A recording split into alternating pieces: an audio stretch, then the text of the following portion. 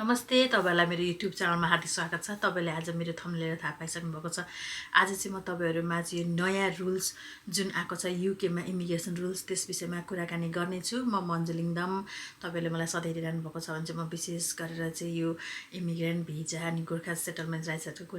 बारेमा कुराकानी गर्ने गर्छु। आज चाहिँ म तपाईहरुमा चाहिँ asylum seeker भिजा जुन छ त्यसमा आएको चेन्जेसहरु जुन छ हैन त्यस विषयमा अलिकति डिटेलमा कुराकानी गर्ने छु। तपाईहरुले सुनिरहनु भएको छ एकदमै हट न्यूज युके मा भइरहेको है। तपाईहरुलाई टिकटकमा विशेष गरेर चाहिँ छिटो अपडेट पाउनुहुन्छ अरूबाट पनि र मैले पनि थोरै सानो क्लिप लगाएको थिएँ। तपाईले मलाई टिकटकमा फलो गर्नुभएको छ भने थाहा पाइसक्नु भएको छ। आज चाहिँ म तपाईहरुमा चाहिँ यो asylum seeker भिजामा के मेजर चेन्जेसहरु ल्याएको छ त भन्ने कुराहरु चाहिँ डिटेलमा कुराकानी गर्न गइरहेको छु। विशेष गरेर चाहिँ एकदमै ब्याड न्यूज छ। कुनै पनि राम्रो परिवर्तन चाहिँ अब हामी एज अ माइग्रेन्टको एनालाइटिकबाट चाहिँ छैन म भन्छु है। सबै एकदमै कडा नियम आएको छ जसलाई चाहिँ एकदमै asylum seeker भिजा जुन खोजिरहनु भएको छ उहाँहरुलाई चाहिँ यसले प्रभाव पार्नेछ। विशेष गरेर अब हामी जस्तो माइग्रेन्टहरु अब धेरै वेबाट चाहिँ युके मा सेटल हुने आधारहरु छन् र सेटल हुन खोजिरहेको स्थितिमा रिफ्युजी भिजा पनि क्लेम गरेर सेटल हुने धेरै छन्। नेपालीहरु पनि धेरै छन्। पहिला पनि भएका थिए र अहिले पनि त्यो स्थिति छ र त्यही भएर आज म तपाईहरुमा चाहिँ अलिकति डिटेलमा कुराकानी गर्दै छु। तपाईहरुलाई चाहिँ यो एकदमै इन्फर्मेटिभ हुन सक्छ। अन्तिमसम्म हेर्नु होला। तपाईलाई के लाग्यो भने कमेन्ट पनि गर्न सक्नुहुन्छ। नेपालबाट हेर्दै हुनुहुन्छ र asylum seeker भिजा युके मा चाहिँ म क्लेम गर्छु र जान्छु भन्ने सोचिरहनु भएको छ भने चाहिँ त्यो आउनु भन्दा अगाडि तपाईले यो भिडियो हेर्नु होला। तपाईहरुलाई पनि केही आइडिया हुन्छ आएर चाहिँ सेटल हुने नहुने भन्ने कुराहरु है। एकदमै मेजर चेन्जेसहरु छ यो asylum seeker भिजामा र के हो त भनेर म एकदमै लामो छ है। तर म तपाईलाई की पोइन्ट्समा कुराकानी गर्ने छु र तपाईहरुलाई चाहिँ मैले लिंकहरु पनि राखिदिएको छु तल डिस्क्रिप्सन बक्समा चेक गर्न सक्नुहुन्छ। तपाईले आफै पनि ओपन गरेर हेर्न सक्नुहुन्छ। यो चाहिँ तपाईले गुगलमा खोज्नु भने छ्यापछ्याप पाउन सक्नुहुन्छ। धेरै मिडियाले यसलाई कभरेज गरेको छ र तपाईले चाहिँ युके गभर्नमेन्टको अफिसियल पेजमा गएर पनि यसको चेन्जेसहरुको बारेमा हेर्न सक्नुहुन्छ। अनि होम सेक्रेटरी सबाना महमुदले भर्खरै ल्याएको यो एनाउन्स गरेको कुरा हो। यसलाई चाहिँ सबै मिडियाले कभर गरेको कुरा हो र आज म तपाईहरुमा अलिकति की पोइन्ट्समा कुराकानी गर्ने छु। पहिलो नम्बरमा कस्तो छ asylum seeker भिजा युके को जुन सेटलमेन्ट राइट्स पाउने समय थियो नि त्यो चाहिँ बढाएर 20 वर्ष बनाएको छ। इमेजिन है 20 वर्ष बनाएको छ। पहिला 5 वर्षमा पाउँथ्यो भने अहिले त्यसलाई सेटलमेन्ट राइट्स यहाँ पाउनको लागि चाहिँ 20 वर्ष बनाएको छ। को मतलब कति धेरै गुना। अब 20 वर्षमा त तपाईको हैन एउटा युग नै जान्छ त्यस्तो गरेको छ। अब तपाईले चाहिँ 20 वर्षसम्म तपाईले अब्जर्भमा राखिरहेको हुन्छ क्या तपाई ब्याक होम जानको लागि सेफ छ कि छैन के छ भनेर। अब त्यसमा चाहिँ तपाईको त्यो अर्को चाहिँ रिड्युस गरेको छ क्या त्यो अब्जर्भेसन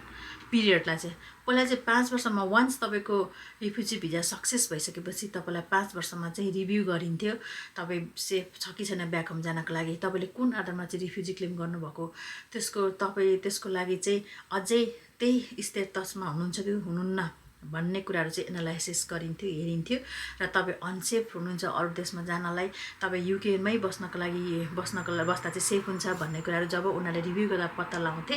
र तपाईहरुलाई चाहिँ सिधै 5 वर्षमा सेटलमेन्ट राइट्स दिन्थे ILR दिन्थे हैन। तर अहिले चाहिँ फेरि 5 वर्षलाई घटाएर 2.5 वर्ष बनाएको छ क्या। हेर्नुस् न कस्तो यो पनि ब्याड न्यूज हो नि त हैन हाम्रो लागि। अनि 2.5 वर्षमा चाहिँ तपाईको प्रत्येक 2.5 वर्षमा तपाईको रिभ्यू गरिन्छ क्या तपाईलाई ब्याक होम जानको लागि सेफ छ कि छैन तपाई त्यहाँ गएर तपाई बस्नको लागि तपाईको पर्सनल लाइफ तपाईको हैन फ्यामिली लाइफ हरेक लाइफहरु तपाईको लागि सेक्युर छ कि छैन भन्ने कुराहरु चाहिँ रिभ्यू गरिन्छ। अब 20 वर्षको दौरानमा तपाईलाई यदि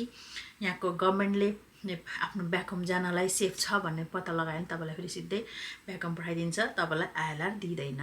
है। तपाईले 20 वर्षसम्म कुर्न पर्ने हुन्छ यहाँको ILR पाउनको लागि। तपाई चाहिँ आफ्नो ब्याक होम जानको लागि अनसेफ छ भन्ने कुराहरु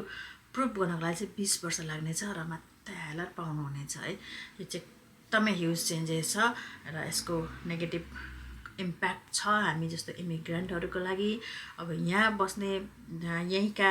ब्रिटिश सिटिजन अथवा ब्रिटिश पिपलहरुको लागि खुसीको खबर छ किनभने उनीहरुले चाहिँ यसमा पटक आन्दोलन गरिरहेको अवस्था छ। युके मा asylumहरुलाई पाल्नु परेको छ। हामीले पाउने सेवा सुविधाहरु हाम्रो गभर्नमेन्ट फन्डबाट उनीहरुलाई दिएको भएर हामीले कम पाएको छौं भन्ने कुरा चाहिँ पटक उनीहरुले माग गरेको प्रोटेस्ट गरेको भएको भएर पनि उनीहरूलाई चाहिँ खुसीको कुरा हुनसक्छ यो र भन्नै पर्दाखेरि अहिले चाहिँ युकेमा 1 लाखभन्दा बढी चाहिँ एसाइलम सिकरहरू छ क्या अझै पनि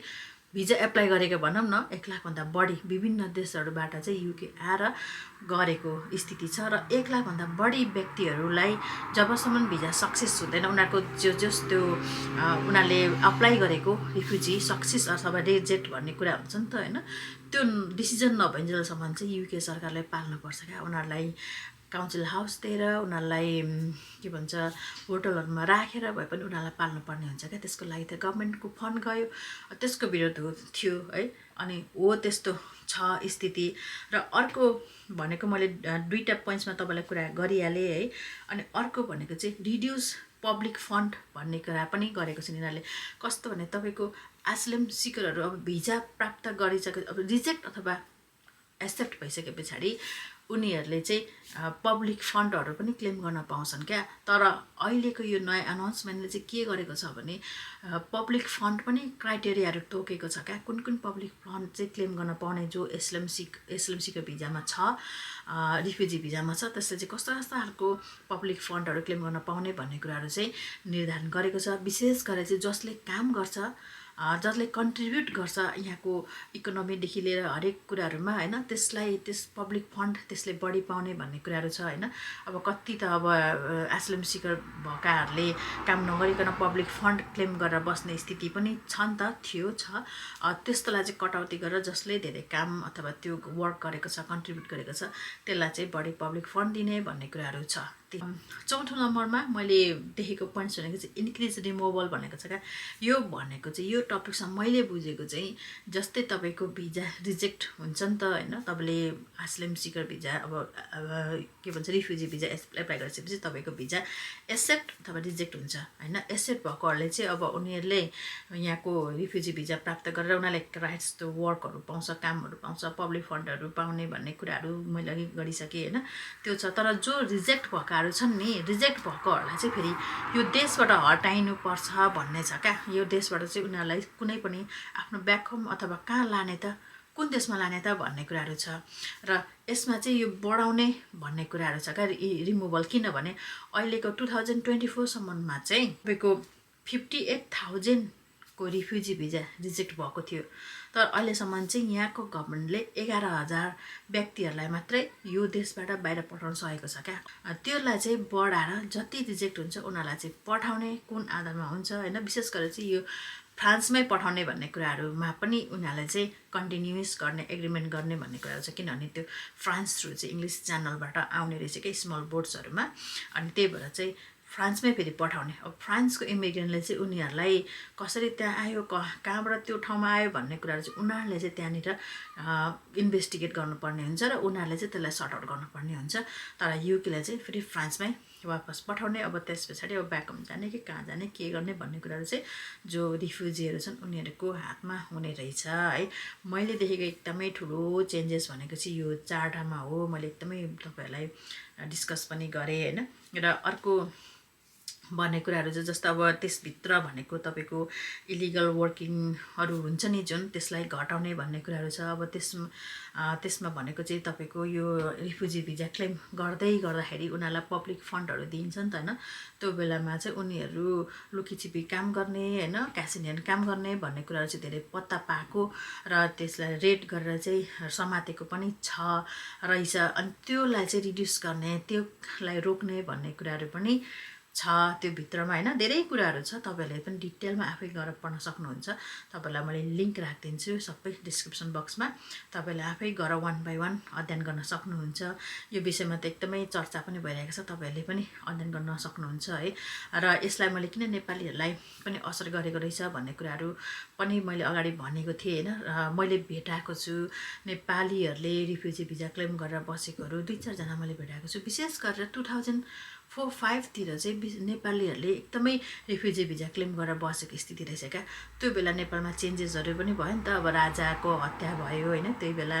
अनि त्यो स्थिति भएर अब त्यो माओवादीको चरम उत्कर्ष थियो द्वन्द्वकाल थियो त्यसलाई आधार बनाएर चाहिँ धेरैजनालाई रिफ्युजी भिजा क्लेम गरेर बसेको रहेछ र अर्को कुरा तपाईँलाई यसमा भनिहालौँ 2004-05 भन्दा अगाडि चाहिँ जति बेला रिफ्युजी भिजा क्लेम गरेर एक्सेप्ट हुन्छ नि त्यही बेला चाहिँ पर्मानेन्ट रेसिडेन्स पाउँदो रहेछ क्या त्योभन्दा त्यो रिभ्यू पिरियड नराखिँदो रहेछ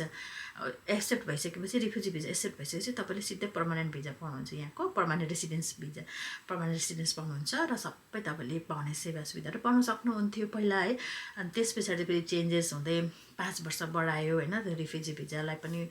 गरेर चाहिँ 5 वर्ष बनायो पर्मानेन्ट भिजा पाउने पर्मानेन्ट रेसिडेन्स पाउने अनि त्यसलाई अहिले बढाएर फेरि 20 वर्ष बनाएको कुराहरू हो नि त मेन चेन्जेस भनेकै अनि त्यसभित्र आउने यी कुराहरू त भइहाल्यो मैले तपाईँहरूसँग अलरेडी डिस्कस गरिसकेँ है तपाईँहरूलाई आजको भिडियो कस्तो लाग्यो त तपाईँहरूलाई मैले सबै कुराहरू देखाएको छु यो चाहिँ मेरो सबै पर्सनल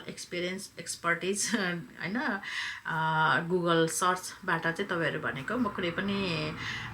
हुन्छ नि यो इमिग्रेन्ट एक्सपर्टिज लयर चाहिँ होइन है तपाईँलाई फेरि पनि प्रश्न पार्न चाहन्छु भिडियोको अन्तमा भए पनि जस आजको भिडियो एकदमै हेल्पफुल इन्फर्मेटिभ भयो भन्ने लागेको छ र तपाईँहरूले यसरी नै मलाई माया साथ गरिदिनु होला भनेर अनुरोध पनि गर्दछु किनभने म एकदमै इन्जोय गरिरहेको छु तपाईँलाई यसरी इन्फर्मेसनहरू दिनको लागि र मलाई पनि केही आइडिया हुन्छ मैले पनि केही अध्ययन गर्ने मौका पाउँछु नि त अब भिडियोहरू बनाउँदाखेरि आफूले पनि अध्ययन गर्नुपर्ने हुन्छ त्यो मौका दिनुभएकोमा तपाईँहरू सबैजनालाई धन्यवाद र आजको भिडियो पनि तपाईँले अन्तिमसम्म हेरिदिनु भएकोमा धेरै धन्यवाद दिँदै अहिले चाहिँ म तपाईँहरूमा बिदा हुन चाहन्छु नमस्ते बाई बाई